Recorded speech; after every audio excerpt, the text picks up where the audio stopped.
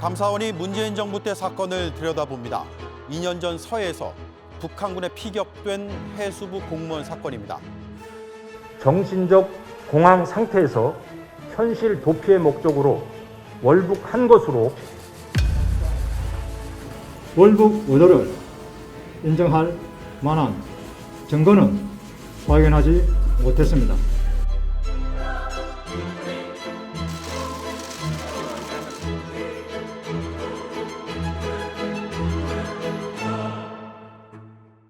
그럼 2년 전 그날로 돌아가봐서 그럼 해경은 그때 처음에 어떻게 판단했던 건가요? 뭐 객관적인 좀 자료를 통해서 좀 보시죠. 이게 해경의 첫 내사 보고서거든요. 이제 9월 21일이죠. 이날이 이제 그 이대준 씨가 실종됐던 당일이거든요. 당시에는 실종이라고만 파악을 했다라는 거죠. 근데 이것이 이틀 뒤에 내사 보고서에서는 조금 분위기가 바뀌어요. 여기 보면 월북했을 가능성을 배제할 수 없어. 그러니까 월북이라는 단어가 23일에 처음 나오게 되는 거거든요. 이틀 만에. 그럼 이 이틀 동안 무슨 일이 있었냐? 그때 당시에 중간에 이제 언론에서 보도들이 나와요. 그러니까는 군 당국자에 따르면 월북했을 가능성이 있다. 뭐 이런 식의 얘기 나오거든요.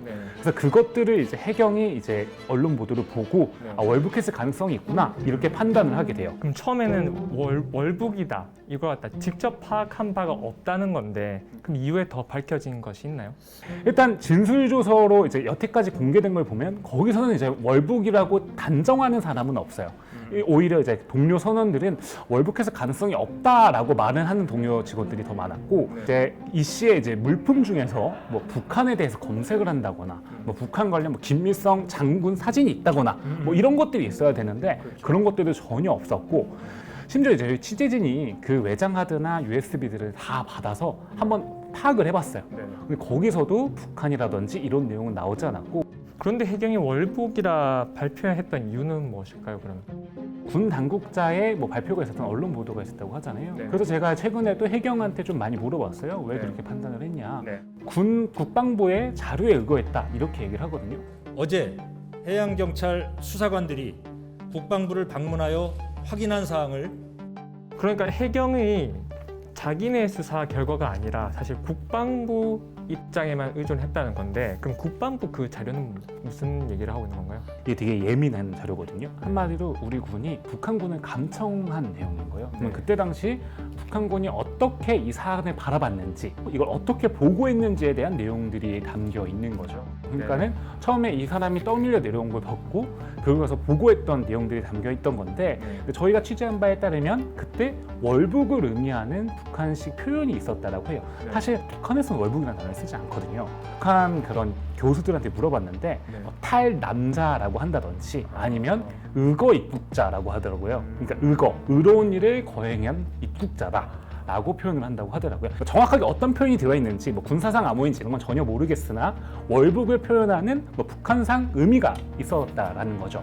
그런 보고가 있었고 그리고 이제 구명조끼를 입고 있고 그리고 이분이 이 공무원이고 자신의 신상을 밝히는 그런 내용들이 담겨 있었다는 거죠. 그러니까 국방부는 아 그럼 당연히 이거는 월북이지 않냐 이렇게 판단했었던 가능성이 좀 높아 보여요.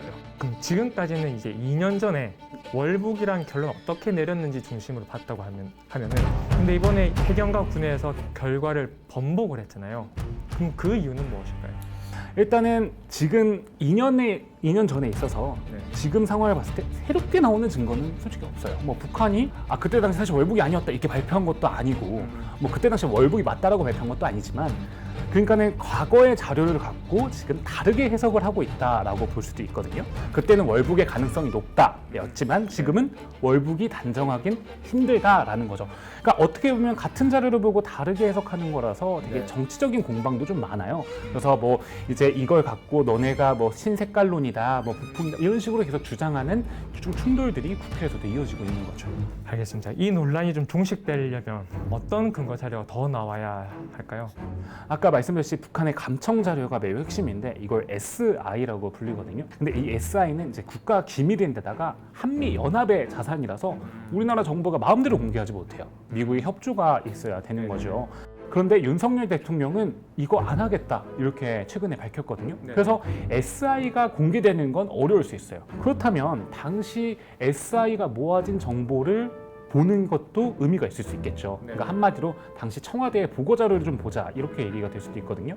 그러면 대통령 기록물을 봐야 되는데 그러면 대통령 기록물은 지금 지정이 되면 15년간 봉인이 돼요. 그럼 이걸 열람을 하려면 까다로운 조건들이 있거든요. 국회의원 3분의 2가 동의를 하거나 아니면 고등법원장이 발부한 영장이 있어서야 돼요. 한마디로 국회의 동의나 아니면 수사 이거인데 민주당이 문재인 정부의 대통령 기록물을 열람하는 걸 동의하는 건 사실상 조금 어려워 보이고요. 근데 검찰의 수사가 결국엔 필요하다는 건데 검찰이 수사를 하게 되면 전 정권에 대한 보복 수사 이런 논란도 가능할 수 있습니다. 알겠습니다. 앞으로 이 사건이 좀 어떻게 흘러가게 될까요? 이 진위 다툼을 두고 계속 정치권 공방으로 흘러갈 텐데 결국엔 대통령 기록물을 열람할 건지 말 건지를 두고 민주당 협조해라. 국민의힘은 왜 안 하냐? 민주당은 오히려 국민의힘 너네가 SI 정보 밝혀라. 이렇게 공방이 오고 갈 수도 있고 만약에 이게 검찰의 수사로 넘어오게 된다면 보복 수사 논란으로 이어질 수도 있어서 향후 진실 공방이 조금 계속될 것으로 보입니다.